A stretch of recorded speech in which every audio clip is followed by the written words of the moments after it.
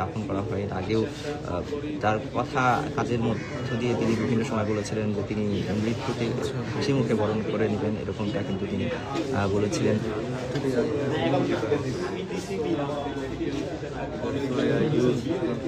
একটু আপনাদেরকে জানিয়ে রাখি যে শরীফ ওসমান হাদী তিনি কিন্তু নির্বাচনী প্রচারণার শেষে ফেরার পথে কিন্তু গুলিবিদ্ধ হয়েছিলেন।